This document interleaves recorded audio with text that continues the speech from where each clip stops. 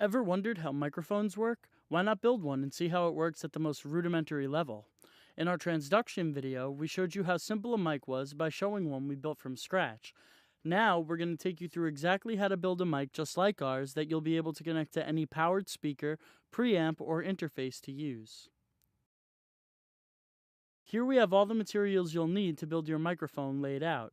You'll need 2 ceramic ring 1/2-inch thick magnets. In our photo, these are already taped together with electrical tape, something you'll need to do.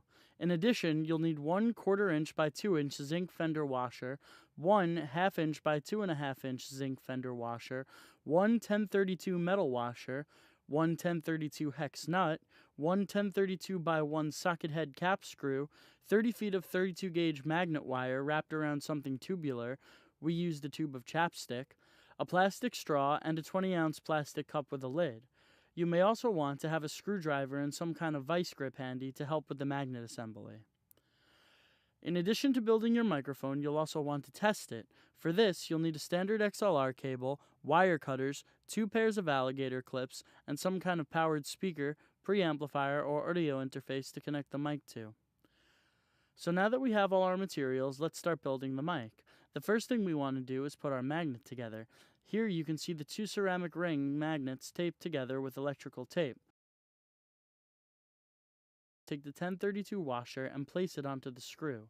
Then, take the 1/4-inch by 2-inch washer and the 1/2-inch by 2.5-inch washer and place them on either side of the magnet, making sure that each covers a respective ring. Once that's done, take the screw and insert it through the hole of the 1/4-inch by 2-inch washer from the outside. This can be a little bit tricky since these magnets are powerful and your screw is metal, so it'll tend to stick to the side of the magnet. Once you've gotten the screw all the way through the magnet, screw the nut on from the opposite side you placed your screw through to lock it in. This is where you may want to use a screwdriver and a vice grip to help you. You may also wind up taking off the 1/2-inch by 2.5-inch washer, which is perfectly fine. Just remember to place it back on when you're finished. Again, take extra care to make sure your nut is locked on tightly so that the main part of your mic is as sturdy as possible. This magnet is our transducer for the microphone. Place it inside the plastic cup as shown here. This cup acts as the body of the mic, housing the magnet. Now that your magnet is done, let's make the mic's coil. Unroll a bit of the magnet wire before wrapping to act as one of the leads. Then, begin to wrap your coil around the straw. If you're using a straw with a bend in it, make sure that you're wrapping on the side of the straw without that bend. Take care in making sure your wire is wrapped snugly around the straw and that you leave enough room at the end for a second lead, about 6 inches to a foot. These leads will stick out of your cup. When you have enough wire wrapped around the straw, use electrical tape to tape part of the leads down, which will help prevent them from moving all over the place.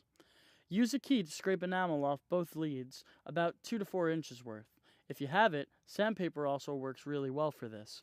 Make sure you're scraping gently and rotating the wire as you go to make sure you get all sides. Furthermore, we put a piece of white paper down to make sure that we didn't scratch the table we were working on. Stripping the enamel off this wire will allow us to connect directly to the conductive copper, which we need in order to transmit an electrical signal from our mic to a receiving device. Now that our leads have been stripped and our transducer and coil are ready to go, let's put all our materials together. Take the straw and place the side opposite the leads through the plastic lid.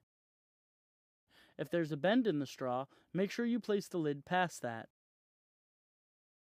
Then, place the straw down so that the screw goes through the opening, as shown here.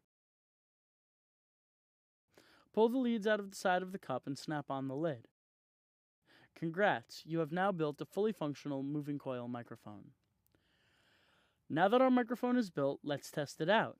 In order to connect your mic to an XLR input, the standard connector for a microphone, you need to make a cable with an XLR male plug at one end and a bare wire with alligator clips attached on the other end to connect to the leads from your cup. Using wire cutters, first cut off the female connector of an XLR cable. Then, strip the outer part of the cable off to reveal 3 different leads. 2 are coated wires, and the last one is braided around those 2. On some cables, there may also be some extra material to reinforce those wires. Cut off that material and ignore one of the coated wires. We don't need it for this.